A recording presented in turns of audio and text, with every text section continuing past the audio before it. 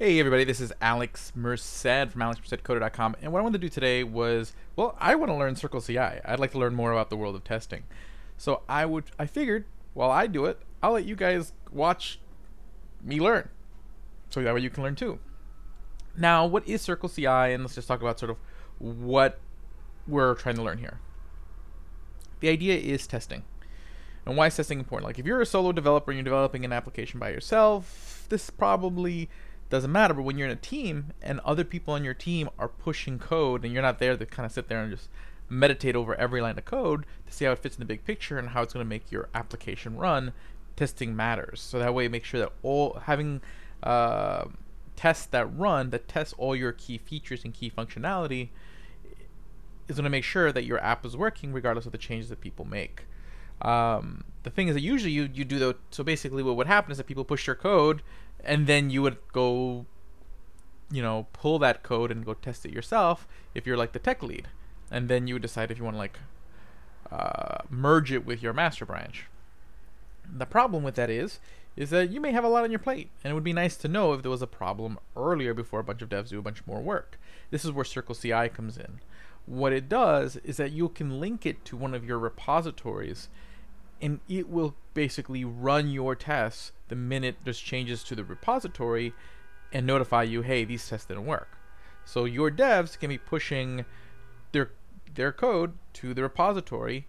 It will run the tests, and basically then you'll be able to set controls like you can't merge the branch unless tests are passed, and set all these sort of different functionality so to make sure that you're not accidentally breaking your code and having to waste a bunch of time walking yourself back to figure out where you broke your code.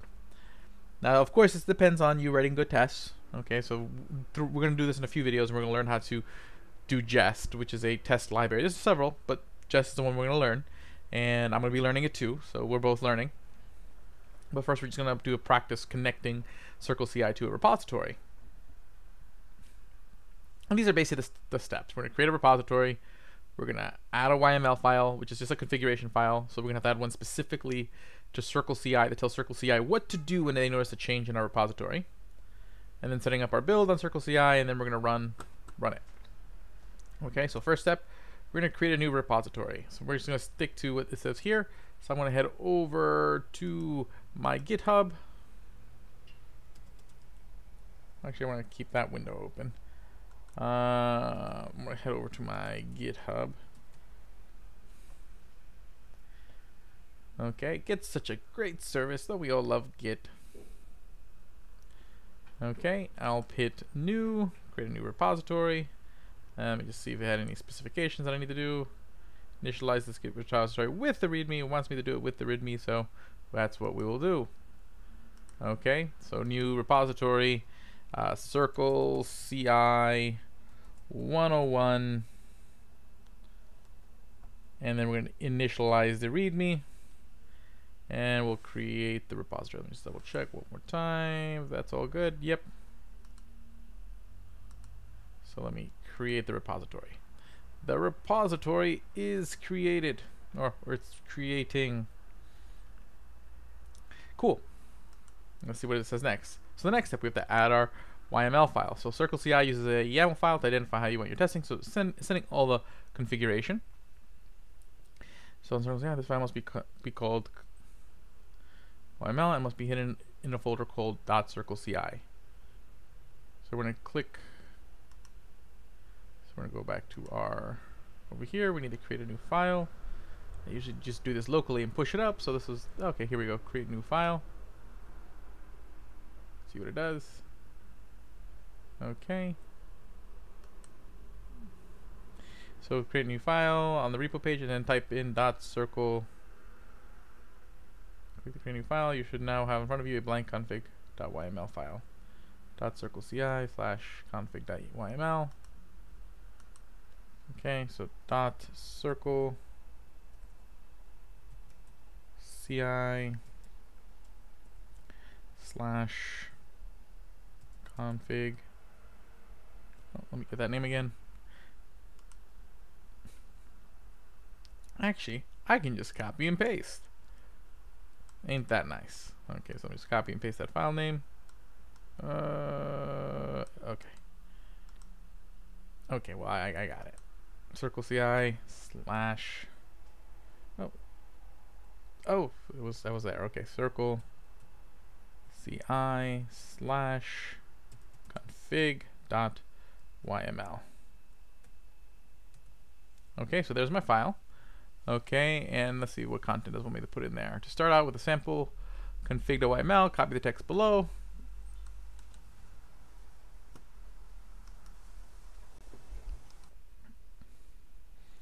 Okay, so copy and paste this into here. And do that. Yep, there we go. And then let's just double check here. Commit the file by entering the comments. That's all good. Okie dokie.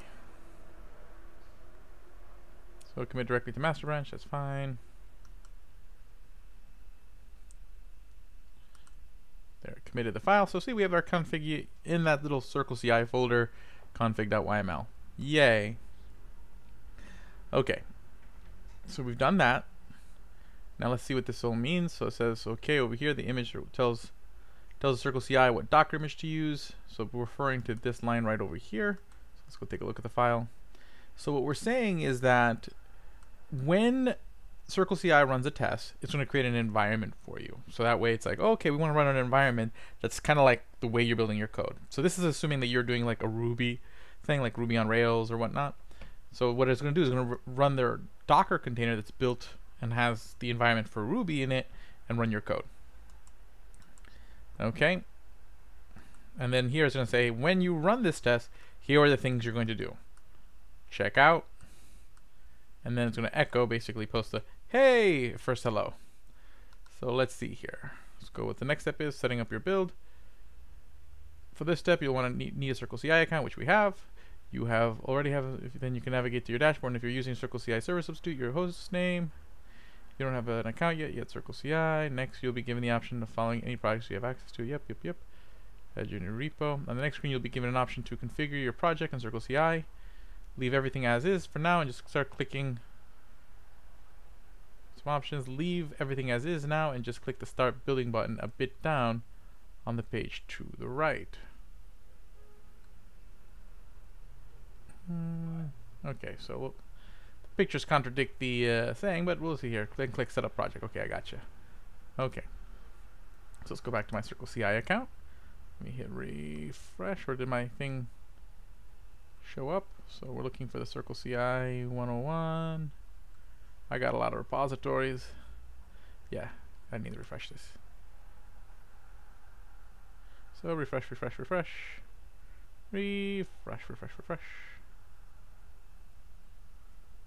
Okay, let's see that CircleCi one is in there now. There it is, CircleCi 101. Let's click setup project. Okay, in the root of your repository, create a folder, add it in, we did. Okay, so then we're going to hit start building. In order to start building, create a folder in the root of your repository. After you do that, start building. Okay, we did that. So let's see what it does now. From the new experience.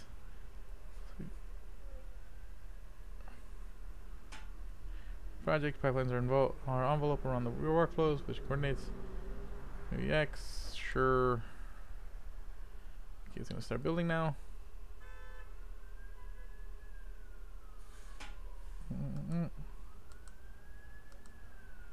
Okay, I don't see any builds at the moment, but let's go take a look at the instructions. Okay.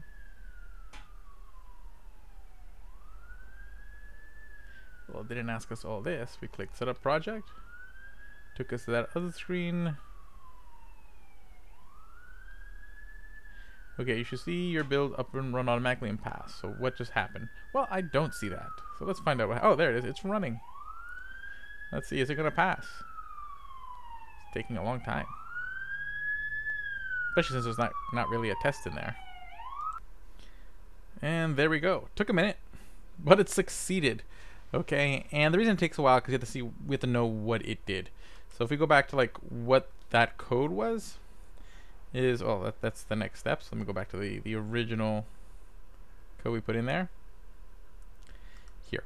So essentially what this does, again, this is the environment that I decided to make. So if you were using, so you have to kind of look up and see which is the right environment for you, whether it's like Node or Go or whatever you're doing your code in. We want to make sure that's configured in there. And then this tells it what to do. So it's just saying checkout just means pull the code and make a copy in the environment. So it's going to basically pull the code from your Git repository, add it to the environment created by this Docker image, and then continue to do the next command. The next command just says run echo at first hello. Echo is just a command to say, hey, put this on the screen. So literally didn't touch my code. There is no code to touch, but it did run this command, and apparently it did it successfully. Cool. And that's essentially what CircleCi is doing. You're giving it a bunch of instructions on what to do, and it'll do those things and come back to you and tell you if there's any errors or anything when that runs, and it'll keep watching for changes to that repository. So let's keep going down the instructions. No, we don't care about SQL right now. Let's see here. The image CircleCi, we did all that. Setting up your build on CircleCi, first step, we did all that.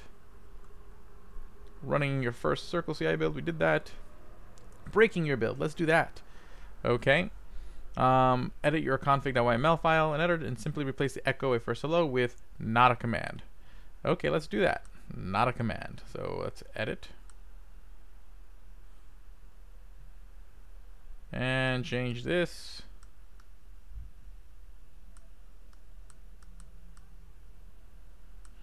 to not a command. And then let's go commit it. You got to commit. Cool. Okay, now let's take a look at our pipeline.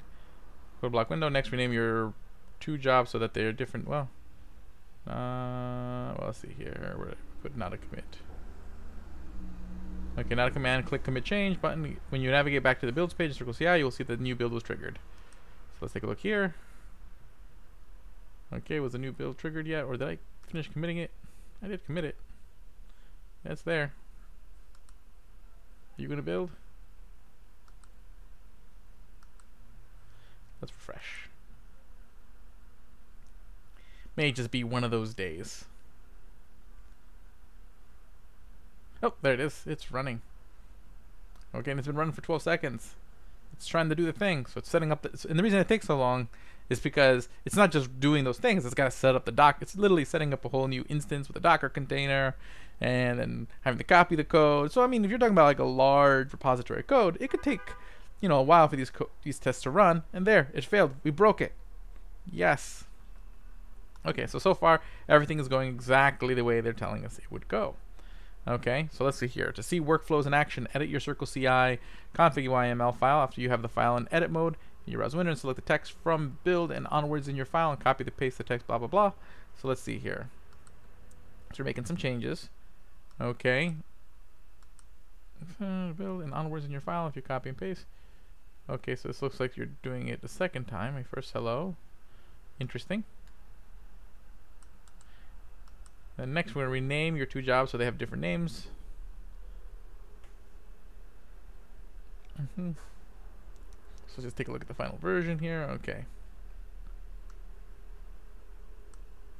Let's copy that over and work on this, you know, think through it.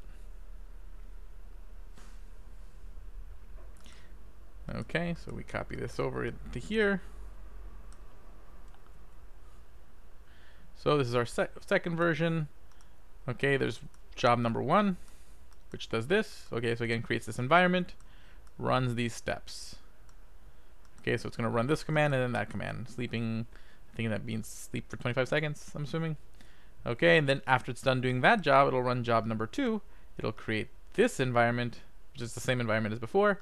It'll check out the code again, and then it says, hey, it says hi, and then sleep for another 15 seconds.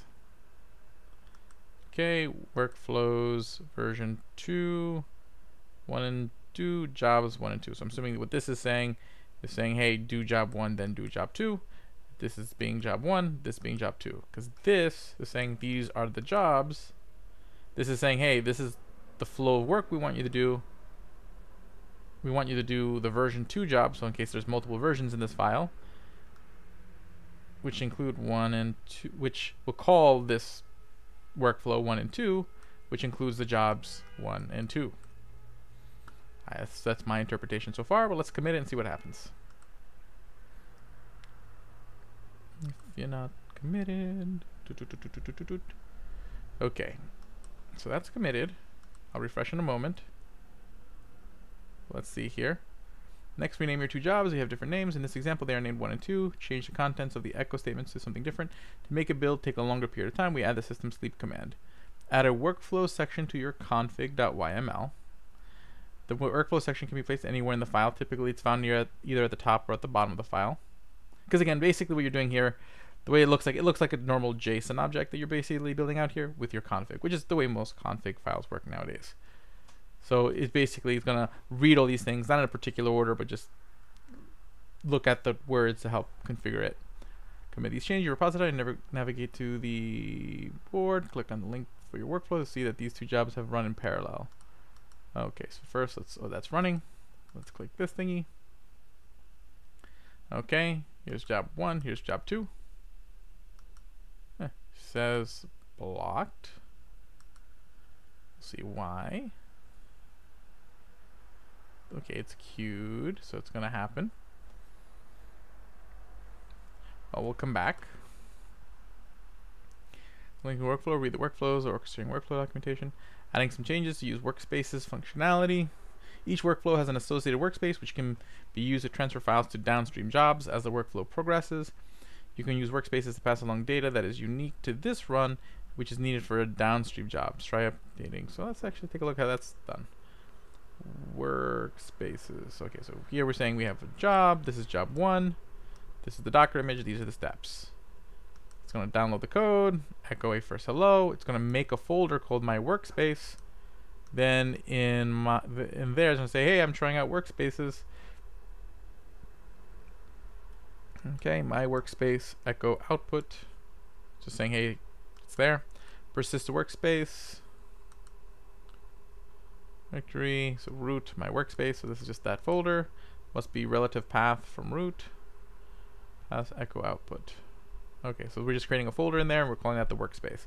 So the way this sounds is like you're able to kind of store results or information in there as you put in different commands to use for separate tests, maybe because maybe you have several different applications that run, and I'm going to say, hey, once this test is done, go test this piece of the application. Let's take the results from this piece over there because we need to see if this goes through the whole assembly line. Docker image, same thing. Check out a more familiar H1. Attach workspace. Okay, so it's attaching the workspace from before, so it's going to add whatever's in that folder from before. Run if cat trying out workspaces, then echo it worked. Echo nope. Exit 1. If let's read this carefully. If my workspace echo output equals trying out workspaces. Okay, because we basically put this into a file here.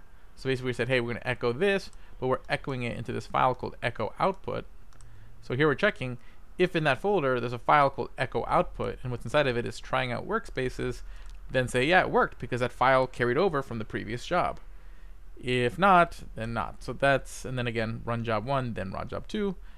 Job 2 requires job 1 to be done first. That's what this is saying here. Okay. So let's take a look at our thing complete. Success. Now let's run this. Let's copy over this one. Now we kind of understand what it's doing. We should know what the results are going to be, but let's run it anyway. So let's copy and paste that. And go back to our Git. Oh, that's right. Edit over here. Oh, you can tell I'm using my lunch hour. Okay, so we paste.